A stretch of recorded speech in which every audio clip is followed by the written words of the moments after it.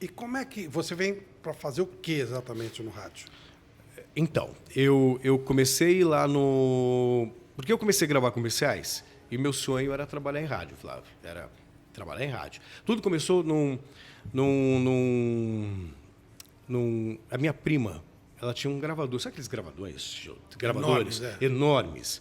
Aí uma vez ela apertou lá o REC, o play. Ah, Celso, fala alguma coisa. E eu comecei a falar como se fosse um locutor. Então eu comecei lá, em São Paulo são 15 horas e 30 minutos. Ela falou, Celso, que voz você tem de locutor? Pô, tem um amigo que é locutor. Na época era o Pedro Palaretti, lá em Ribeirão Preto. Aí me levou. Aí eu vi o estúdio de rádio, Flávio. Eu fiquei assim, maravilhado. Assim, poxa vida, é isso que eu quero para minha vida. E comecei a batalhar em rádio, 16 anos. Então eu era muito moleque. E Ribeirão já era Você queria fazer o quê exatamente? Ser locutor. De programa? De locutor. Queria ser locutor de rádio. Locutor, assim, para falar comercial? Não, para fazer programa de rádio mesmo. Que tipo de programa? Qualquer um. Importante era falar, né? O importante é falar. E aí tinham duas rádios na época que eram muito fortes em Ribeirão, a Clube e a Diário. Só que eu era muito molecote, né? Então, e Ribeirão era um grande centro de rádio. Então eu batia na porta e falava assim, Celso, tem que ficar uns 3 anos na região de Ribeirão Preto, região tipo Franca, Batatais, Sertãozinho, para depois você pensar em vir para São Paulo, ficar mais uns 3, vir para Ribeirão, ficar mais uns 3 anos, para depois ir para São Paulo. A gente está falando aí de 6 anos de experiência. Mas eu era muito chato. Eu ficava batendo na porta, não, eu quero fazer um teste, quero fazer um teste, quero fazer um teste.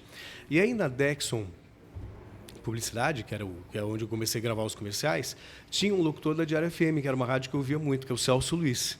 Começou tudo com ele. O que é um anjo na sua vida? Daí eu falava para ele, pô, Celso, vê se arruma um teste para mim lá na Diário, vê se arruma um teste lá na Diário. Aí um belo dia ele me arrumou um teste. Aí ele disse assim, vai lá, faz o teste, se não passar, não me enche mais o saco. Aí fui, fiz o teste, passei. Logo de cara já fui num canhão como a Diário FM. Fiquei 8 meses, passei no vestibular e aí tive que abandonar a rádio para poder fazer... Meu pai também teve uma participação fundamental nesse processo. Porque quando eu passo no vestibular de jornalismo na Metodista, eu tenho que vir para São Paulo, eu tinha só 8 meses de rádio. E aí eu fiquei com aquela coisa na cabeça, né? Puxa vida, 3 anos na região, 3 anos em Ribeirão, para depois ir para São Paulo, são 6 anos. Eu tenho 8 meses de experiência. Aí eu falei assim para o meu pai, não vou trancar a matrícula, vou ficar mais um ano aqui para ganhar mais experiência. Meu pai falou assim, a gente bota a fitinha debaixo do braço, que na época os pilotos eram uma fitinha cassete, a gente bota a fitinha debaixo do braço e vai batalhar emprego lá em São Paulo. E aí foi um baita empurrão. Qual era o programa? Que tipo de programa esse? Era uma rádio jovem. Então, como a Jovem Pan FM, como a Transamérica... Você apresentava música? Apresentava músicas. Então, eu ficava lá anunciando músicas. Era legal, você curtia? Sim, curtia pra caramba. Tanto que depois eu saí da Diário, eu vim para a FM 97, só tocava rock. E aí já com a fitinha debaixo do braço fui lá. Aí fiz um teste. Olha como o mundo é pequeno. Na época, o Celso Portiolli, ele era um locutor da Clube FM, da rival da Diário. E um pouquinho antes ele tinha vindo para São Paulo para trabalhar, acho que na Bandeirantes FM. Aí tinha um contato dele, me passaram, falei com ele me indicou uma pessoa na 97 para eu poder fazer um teste. Eu fiz o teste e passei. Aí fiquei na 97 Rock e depois fui para a Antena 1. Fiquei 5 anos falando Antena 1, a número 1 em música. Caramba, que legal. E aí, como é que... Aí, a partir dali é Gazeta? Não.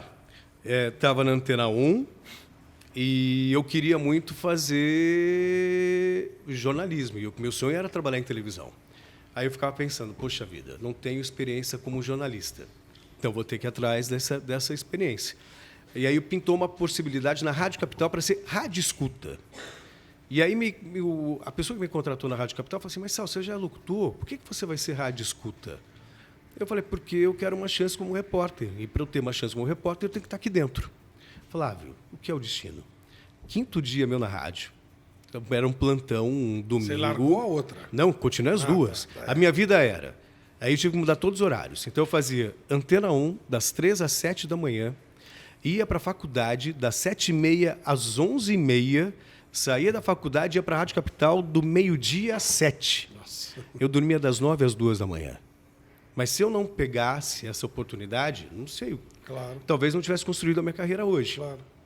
Então eu fiquei mantendo as duas. E na Rádio Capital, no 5º dia, era um plantão. Eu era rádio escuta, não tinha ainda habilidade para escrever, para fazer os jornais.